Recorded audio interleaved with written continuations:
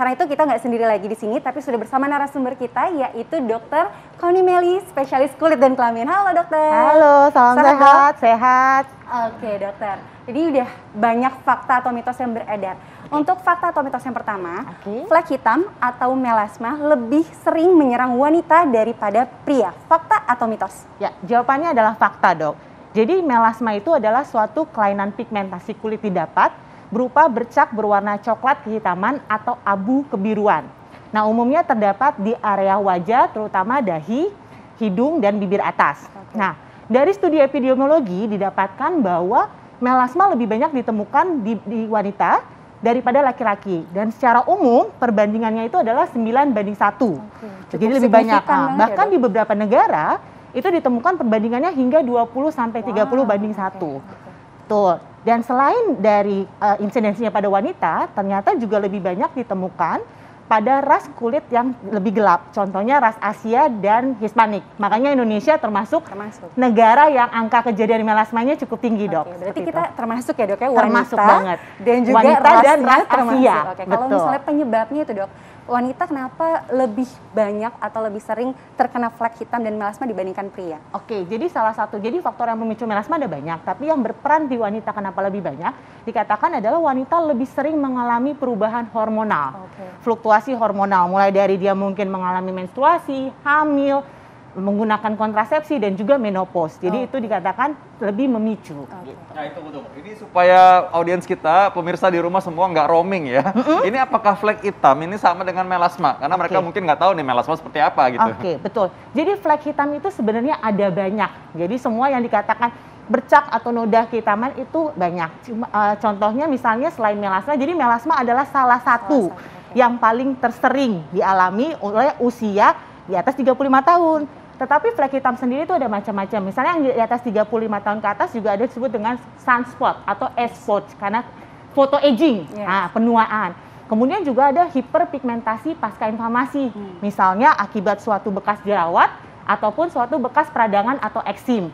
Nah, ada juga flek hitam yang disebabkan misalkan dari karena penggunaan kosmetik atau obat-obatan. Seperti itu, dok. Nah, ini kayak penonton di rumah sekalian langsung tiba-tiba pada pengen ngaca kali ya, pengen lihat ada flek hitamnya banyak apa enggak. Iya, betul. Nah, di antara yang tadi dokter sudah sebutkan tadi ya, penyebabnya apa? Yang paling sering untuk orang Indonesia itu apa biasanya? Oke, yang paling sering untuk jenis fleknya atau penyebabnya, dok? Iya, penyebab dari melasma itu.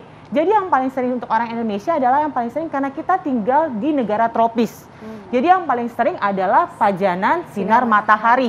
Kita dengan intensitas yang cukup tinggi di daerah tropis. Nah, sinar matahari ini sendiri adalah salah satu faktor luar yang berperan sangat besar dalam terbentuk memicunya flek. Karena dia tuh selain menghasilkan radikal bebas yang merangsang tadi pembentukan sel melanosit menjadi lebih hiperaktif gitu kan.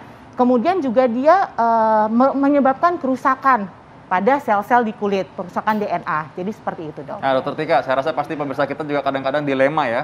Pengen imunnya tubuhnya naik, olahraga di depan sinar matahari, tapi ternyata ini ada bisa bikin melasma tuh. Betul. Iya, apalagi kan di masa pandemi ini banyaknya ingin berjemur, ingin mendapatkan sinar matahari. Nah, bagaimana nih, dok? Caranya untuk kita tetap mendapatkan efek baik dari sinar matahari tadi, tapi juga terhindar dari efek buruknya, salah satunya dengan melasma atau flek hitam itu. Oke, jadi yang paling penting adalah kita lihat waktunya dulu. Yang penting adalah satu proteksi. Proteksi artinya kita melindungi kulit kita. Melindungi kulit kita paling gampang dengan apa? Satu adalah gunakan tabir surya. Jadi gunakan tabir surya secara tepat. Secara tepat artinya kita sebelum berjemur minimal 30 menit sebelum kita beraktivitas di luar gunakan tabir surya. Yang kedua adalah kita kemudian kita memakai perlindungan fisik. Misalkan pakai topi, kemudian pakai kacamata gitu kan. Kalau pakai payung mungkin susah ya olahraga ya. Kemudian pilihlah tabir surya yang berspektrum luas. Jadi melindungi terhadap UVA dan UVB. Dan jangan lupa untuk selalu di area aplikasi setiap 2-4 jam. Nah, dan pilih waktu juga berjemurnya. Hindari berjemur pada paparan sinar matahari yang sinar UV yang sedang tinggi, yaitu antara pukul 10 sampai pukul 4 sore. Jadi seperti itu. Penting kita perhatikan. Ya. Nah, tunggu dulu. Ini pemirsa kayaknya jangan-jangan nggak tahu nih bedanya tabir surya, sunblock sama sunscreen. Itu dulu dijelasin sama mungkin SPF-nya. Kadang-kadang tahu SPF doang kan, tapi mungkin nggak tahu artinya apa. Oke. Jadi kalau sebenarnya gini, jadi istilah yang tepat sebenarnya ada sunscreen dan sunblock. Jadi kalau sunblock itu yang merefleksikan. Jadi sebenarnya gini, matahari kan ada dua, UVA dan UVB. Gampangnya ingatnya adalah gini, UVA menyebabkan aging, A. UVB menyebabkan burning. Jadi, nah kalau kita memilih tabir surya itu ada kata-kata istilah SPF dan suka ada tanda plus atau bintang ya. Jadi SPF itu adalah sun protecting factor. Jadi bagaimana kemampuan tabir surya itu memproteksi kulit dibandingkan dengan kulit yang tidak terproteksi. Jadi berapa dosis yang dibutuhkan untuk membuat kulit itu menjadi merah, itu tanda terbakar. Nah, itu istilah SPF. Jadi sebenarnya ada SPF 30, 50, 100, berapa sih yang harus kita pakai sebenarnya ya?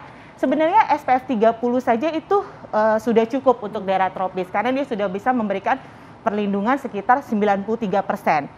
Sementara SPF 50 itu sekitar 97%. Di atas itu SPF 100 sebenarnya masih dalam penelitian.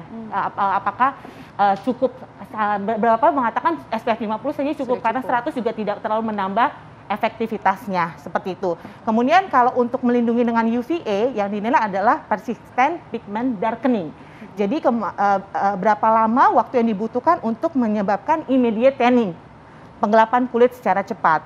Nah, itu biasanya dilihatnya nanti dari tanda plus atau bintang di dalam kadar sunscreen tersebut gitu. Oke, dan yang paling penting juga tadi dokter sempat bilang adalah reaplikasinya itu ya, Dok. Reaplikasinya yang paling penting karena efektivitasnya itu jadi ada yang menganggap bahwa kalau semakin tinggi SPF-nya maka perlindungannya akan semakin lama gitu. Itu juga kurang tepat.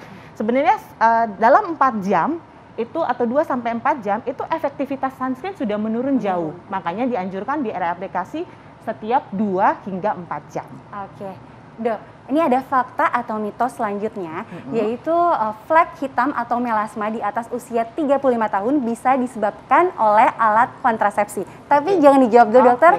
Kita tunggu jawabannya sesaat lagi.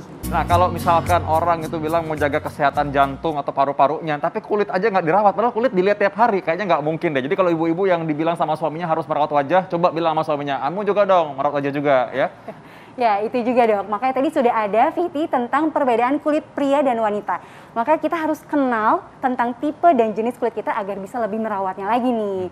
Karena kita sudah kedatangan nih narasumber kita, yaitu Dr. Connie Melly, spesialis kulit kelamin. Dok, tadi ada satu fakta atau mitos yang belum terjawab, yaitu flek hitam dan melasma yang muncul di atas usia 35 tahun sering disebabkan karena alat kontrasepsi. Fakta atau mitos? Ya, jadi jawabannya fakta, Dok. Jadi melasma itu juga ditemukan pada wanita yang menggunakan kontrasepsi atau menggunakan terapi suli hormon.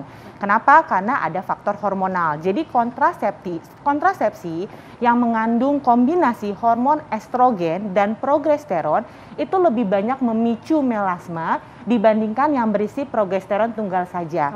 Kenapa? Karena estrogen ini diduga kuat merangsang sel pembentuk pigmen itu menjadi lebih hiperaktif dalam memproduksi pigmen dan juga dia meningkatkan enzim yang terlibat dalam pembentukan pigmen.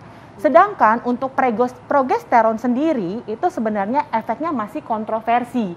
Jadi sebagian penelitian mengatakan dia merangsang pembentukan pigmen, tetapi sebagian lagi dia dikatakan menghambat pembentukan pigmen. Oke, lalu bagaimana nih, Dok, untuk para wanita mungkin yang sudah sedang menjalankan KB oral, yang mungkin sudah mengalami flek hitam juga di mukanya, apa yang bisa dilakukan? Oke, ya jadi yang pertama mungkin kalau dia sudah mengalami keluhan, yang pertama kita konsultasikan dulu kembali kepada dokter kandungannya.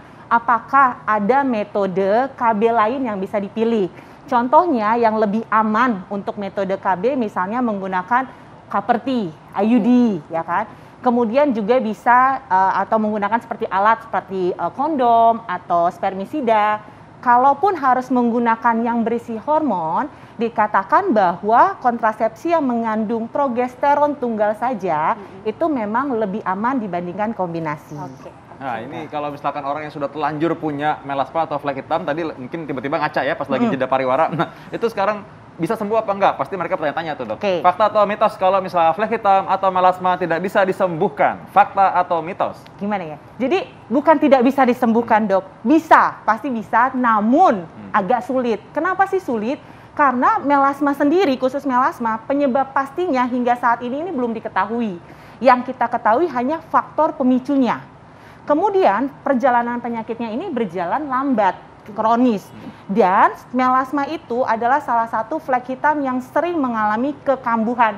Kenapa? Karena faktor lingkungan, tadi pajanan sinar matahari saja, itu berperan besar untuk memicu kekambuhan. Makanya kalau untuk daerah tertentu kadang-kadang ketika musim dingin, melasmanya agak membaik, seperti itu. Jadi berarti fakta ya kalau misalkan itu tidak bisa disembuhkan karena memang bisa ulang-ulang gitu sebenarnya. Berulang-ulang, tetapi bisa terkontrol, artinya bisa bebas dari flek gitu. Sekarang ilmu pengetahuan dan teknologi itu udah semakin baik. Jadi bisa maksudnya tidak ada fleknya, tetapi kekambuhan mungkin terjadi. Ya, jadi mungkin walaupun fakta melasma tidak bisa disembuhkan, tapi bisa terkontrol kalau dokter Tika. Betul.